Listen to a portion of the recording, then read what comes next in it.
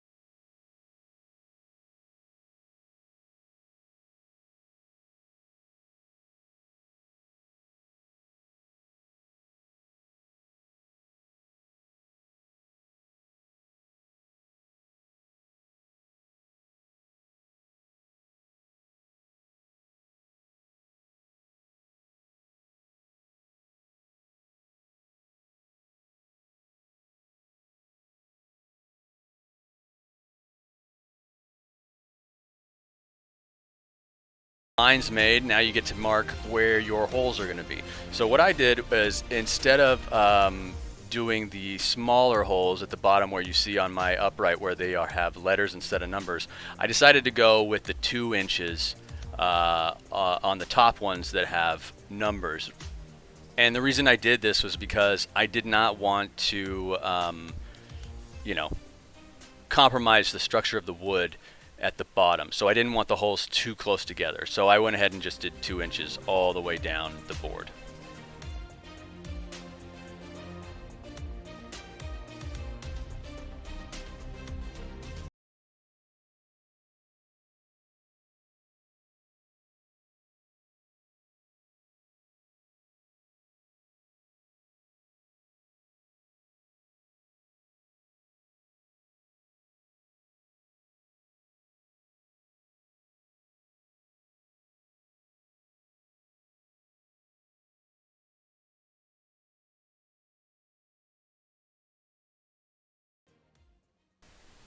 Now, once you have all your holes marked, what I did, because I didn't want it to splinter out the back so much once I started drilling, is I put the wood piece that I cut off of there underneath there for a backing, so that way it wouldn't splinter too much, and I wouldn't have too much cleanup afterwards, is what I was thinking. But unfortunately, it didn't work out too well, and I still ended up having to clean up a lot of splinters. But it's just an extra step that, who knows, could have been a lot more splinters if I didn't do this.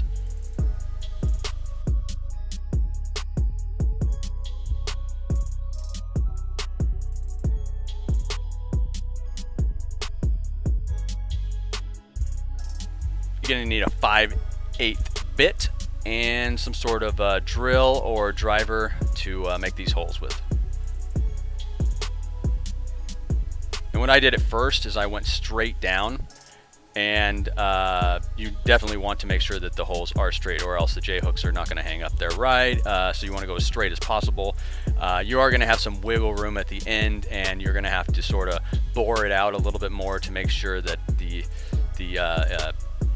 pins and the J-hooks don't get all caught up on the wood when you're trying to put them in and out. So what I did is I just took a pin and I made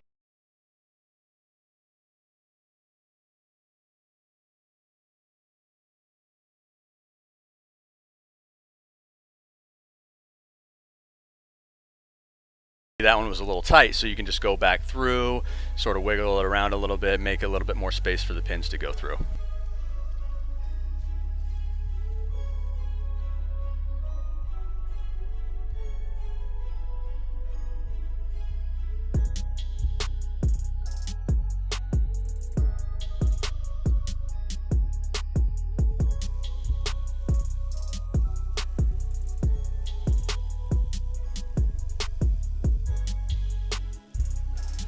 And let's just say this is going to be the most time-consuming portion of this, is drilling these holes. It's gonna take a lot of forearm. It's gonna be a nice forearm workout there, and it's also going to take about 32 different battery charges to keep these things going. As you can see, I ran out of batteries right there, and I gotta go get another one.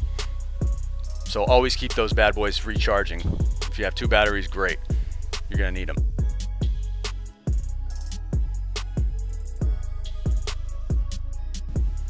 I also sort of tried to keep it clean and not have to do much cleanup at the end, but unfortunately vacuuming it as I went, I still had a ton to clean up, so waste of time.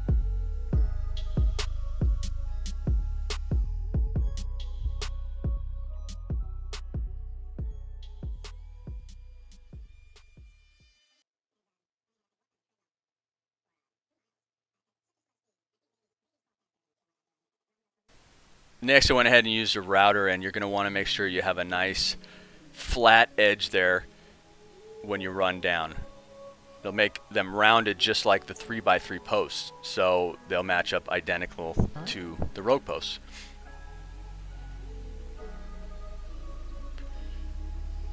My only one regret is that I didn't, on this first one, do the routing at the very beginning, before I drilled the holes, because once you drill the holes on the other side when you're trying to route it, you are going to have a bunch of splinters that come up, and you're not going to have a flat surface to run it across. So better idea, I learned from my mistake, and this is what I did on the second board, was I routed it first before I made the holes. Much smarter decision.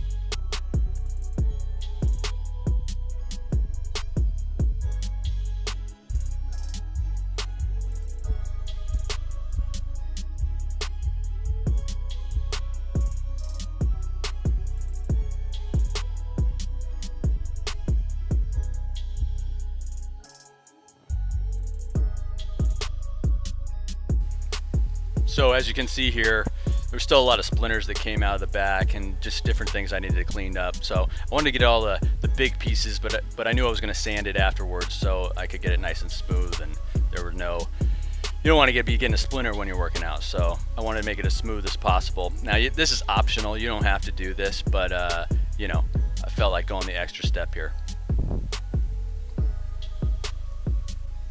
As you can see, there's some burn marks from the saw blade going through on that one side, so I wanted to get those sort of cleaned up as best as possible.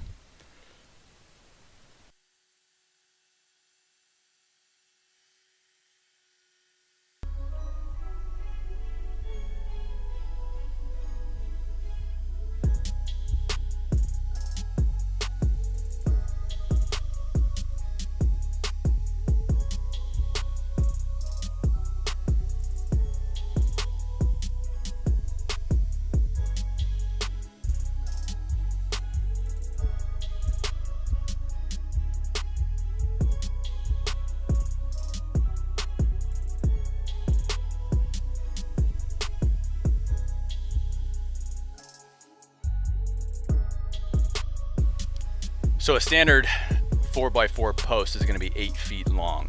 I needed these to be 90 inches long to be the exact same size of a rogue upright. So I needed to take a little bit off. So make sure you get it pretty level. You're going to want it coming onto the floor. So this is going to be the bottom portion of it. Very even. So I used some plates on the other side to sort of get it up there to a level state before I cut. And you just chop both of those guys off.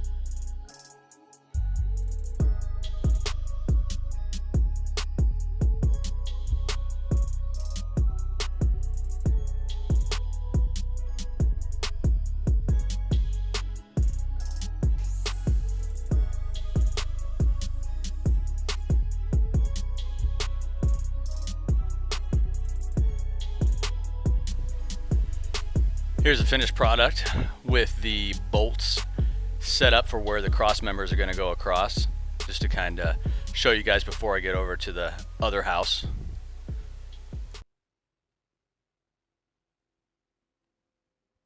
Alright guys, here you have it. The final Frankenstein rack, half Rogue Fitness, half wood, half DIY rack, up, installed at my parents' Sun River home. Very stable, a little wobbly, but keep in mind, I actually had this rack before with the metal uprights, and it was still wobbly up until I put a socket bar between these two to really cinch it up. So this is normal for this type of rack anyways, if you get the one from Rogue. So I only have 135 on there right now, but I'm gonna throw some more on there and then show you guys some footage of it working. I know that I didn't go through the installation of this portion of it, but there's plenty of videos on how to install the Rogue Monster Light wall mount rack online. I actually went ahead and since I didn't have any of the bolts or hardware from Rogue Fitness, you can go to your local hardware store and get the bolts from there. I just use galvanized to make it cheaper, even cheaper than getting them from Rogue. And then got the pull-up bar that came with that came with that rack. And then it's good to go. Now there's slight slant in this garage, so I had to throw a little bit of a piece of wood under there, a 1-inch piece of wood, just so it would even up, which I'll probably make something that goes on the bottom of this guy to attach it. So anyways, let me show you how it folds up.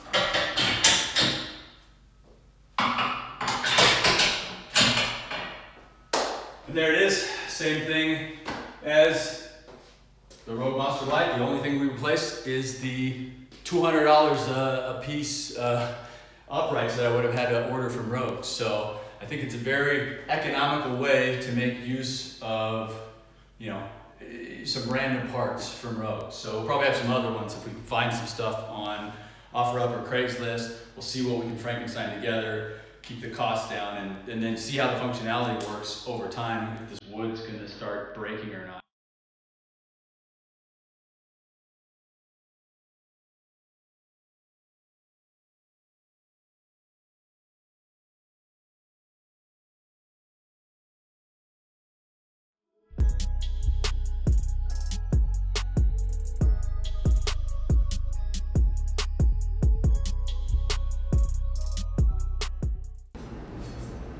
Well, there you have it.